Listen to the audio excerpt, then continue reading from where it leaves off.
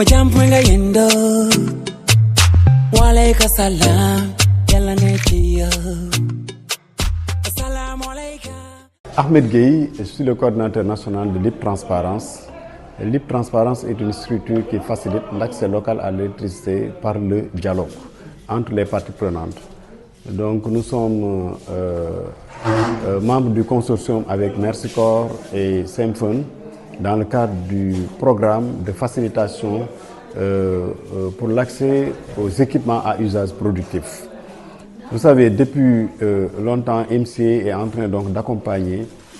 beaucoup de communes, surtout dans les régions de Fatick, de Kaolack, donc de Sédhiou, de Kolda et de Tambacounda, pour que ces villages-là puissent accéder à l'électricité. Et au-delà de l'accès à l'électricité, aujourd'hui, MCA développe aussi un programme de facilitation d'accès aux équipements productifs. L'idée, c'est vraiment d'accompagner les populations, après avoir accédé à l'électricité, de pouvoir mener des activités génératrices de revenus. Et pour que cela soit possible, il faut véritablement un dispositif d'accompagnement qui va consister à doter à ces populations-là des équipements à usage productif. Oui, on travaille avec Mercicor. Mercicor est une organisation américaine qui est basée aussi au Sénégal et qui nous a conviés dans le cadre d'un consortium avec Symphone pour véritablement donc mener ces activités avec les populations sur le terrain. Et nous, en tant que LIP, on gère le volet communication et gouvernance dans le cadre de ce projet pour que les populations puissent accéder à l'information, mais également pour que les questions de gouvernance du secteur de l'énergie puissent être de mise et que les équipements qui vont être distribués aux populations puissent se faire donc dans les meilleures conditions, c'est-à-dire dans les conditions de transparence et d'équité. Djilor fait partie, comme je l'ai dit tout à l'heure, des communes cibles. C'est vrai que bon, Djilor compte 44 villages, mais il n'y a que 12 villages qui sont sélectionnés pour être électrifiés. Et parmi ces 12 villages, il y a 4 villages qui sont choisis pour disposer de ces équipements. Bon, il s'agit de Bangalère, Keur Omar, Keur Yoro, je crois Keur Yoro et Péké. Voilà les 4 villages qui sont concernés. Et ces villages-là aussi sont choisis en fonction de la taille de la population, du nombre de ménages, mais également des activités qui sont menées là-bas présentement. Présentement, nous sommes dans une période de préparation de la campagne de communication. Parce que quand on veut distribuer des équipements et qui sont destinés à des cibles bien déterminées, il faut quand même avoir un plan de communication assez clair. Mobiliser les acteurs, c'est ce qu'on vient de faire. On a rencontré le maire de Djilor, on a rencontré des conseillers municipaux, on a rencontré des chefs de village, des groupements de femmes, de jeunes et même l'association des personnes en situation de handicap. Ça veut dire que personne n'est laissé en rade. Tous ces acteurs sont mobilisés pour que l'information puisse quand même arriver dans les villages. Parce que c'est dans les villages que ces activités de communication vont se faire. Donc là, on était en train de préparer le terrain avec les principaux acteurs et dans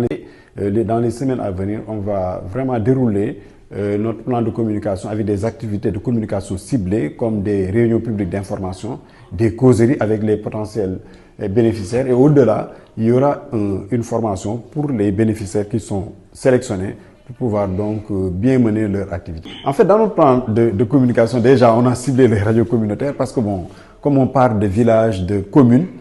bon, on suppose que dans les communes, il y a des radios communautaires ou bien des plateformes de communication qu'on pourrait mettre à contribution pour que l'information donc puisse arriver à ces potentiels bénéficiaires.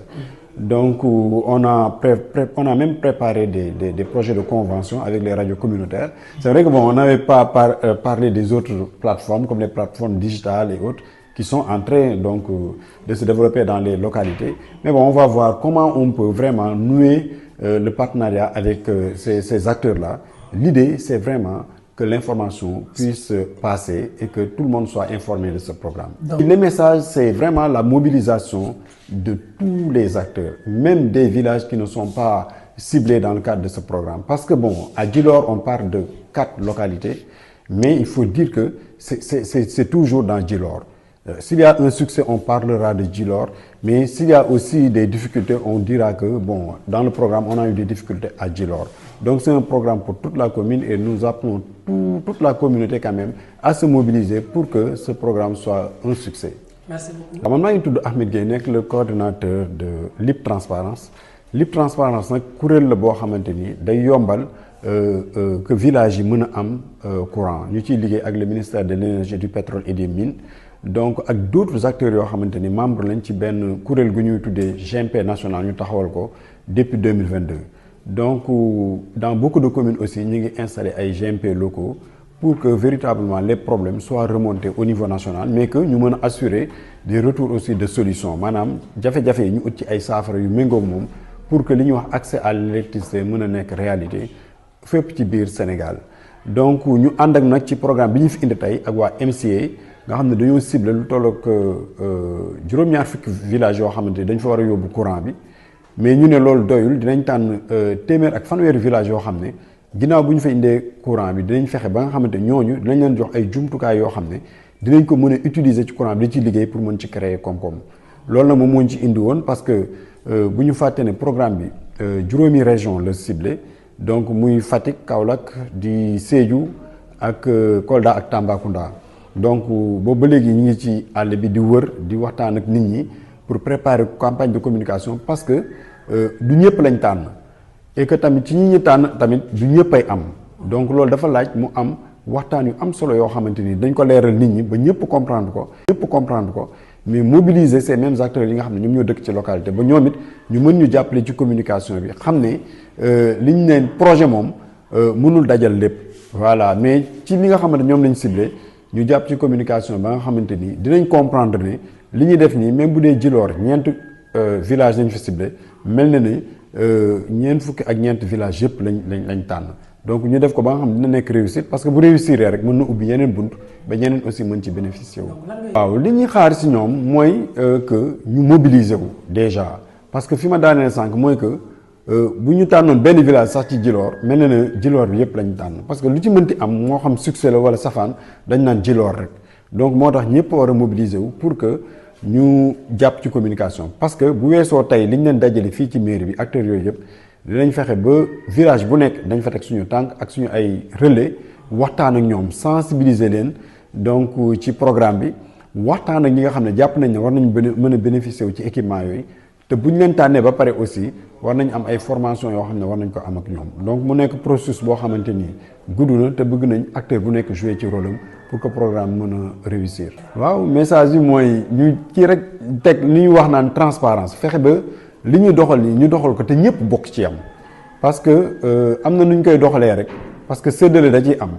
te séddale amee rek dina am te du daj fépp dina am ñu am ñu amul donc li gën rek mooy ñu woo ñëpp ñu jàllale ko ci transparence fexe ba nga xamante ni li ñu war a séddale comme ni ñu joxee information bi ñi ko war a jot ñëpp jot ko buñ ci àggee ñi déposer seen candidature ñi ci sélectionné ñëpp ànd jàppale leen ba ñu réussir seen ay activités. Assalamualaikum, macam nga yendo. Waalaikumsalam, yalla ne ci yow.